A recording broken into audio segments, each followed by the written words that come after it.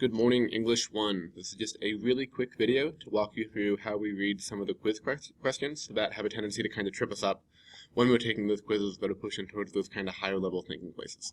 So what we have in front of us here, you can see me kind of moving my mouse around, is two questions that a student missed on the quiz. We're going to go through both of these together. I'm just going to kind of talk through how we think to find the answer, how we kind of use the process of elimination to get there, how we make sure that we're reading the question correctly and carefully and slowly, just to be sure that we are actually showing what we know and not just kind of making a mistake when we're reading of the quiz. So this first question, question 1, as it were, says, read the passage. That was enough to distract him, and when finally it was her groceries he was packing, she looked at him and smiled, and he could respond only by bursting the jar of mayonnaise on the floor, shards of grass and oozing cream decorating the area around his feet. So, the question then is, the author most likely included the underlined detail in the passage to show that, and we have a number of answers here. The first one is that the boy's humiliation is just as bad as if he had soiled himself in front of the girl. The second possibility is that the boy has very little skill in bagging groceries and is new to his job. The third is that the girl's reaction to the boy is unusual, given that he ruined one of her purchases.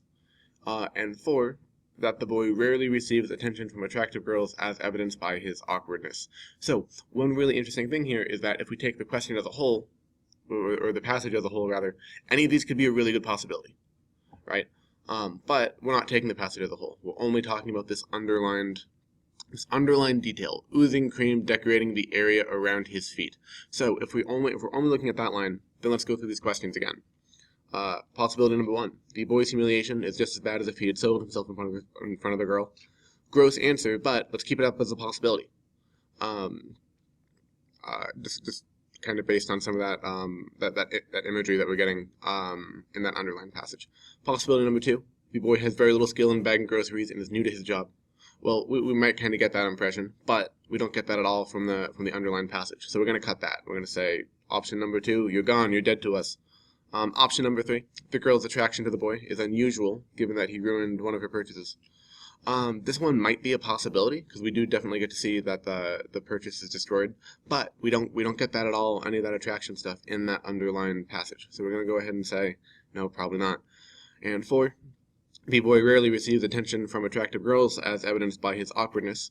The boy certainly does seem pretty awkward, but we don't really get any of that awkwardness in that underlined passage. So if I were the student taking the test, I would probably push towards that answer number 1, that the boy's humiliation is just as bad as if he had soiled himself in front of the girl.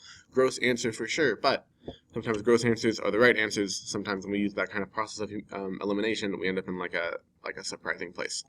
So that's that one. And we get questions like this a lot, where you need to underline.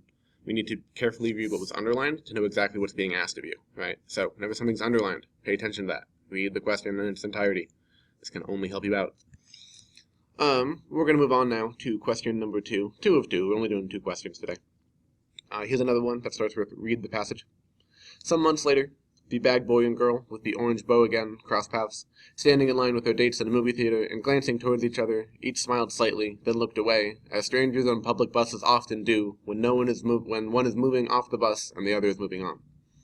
So we have another one of those underlined passages there, and another question where the question is, the author most likely included the underlined detail in the passage to show that. A couple possibilities here. Number 1. Their former fascination with each other has turned to nothing but polite civility. Possibly. Maybe we're going to keep that one as a possibility, because, strangers on a bus are often politely civil to each other without really talking. They still harbor a secret passion for each other. I would say probably not, just based on the fact that we don't get any indication in this underlined passage that they have a secret, burning passion, love, affection for each other. Number 3, while the boy is ready to move on, their girl is still in love with him. Say definitely not for that one, just kind of in the same vein. That underlined passage gives no indication that the girl's in love with him. And number 4, they hate each other for never starting their relationship, and again, we definitely don't get any of that in that underlined passage. So, I'm going to go to answer number A again. Their former fascination with each other has turned into nothing but polite civility. As always, kind of pay attention to that underlined passage. Hopefully this is helpful. Just also pay attention and be sure that you're pushing towards best answers.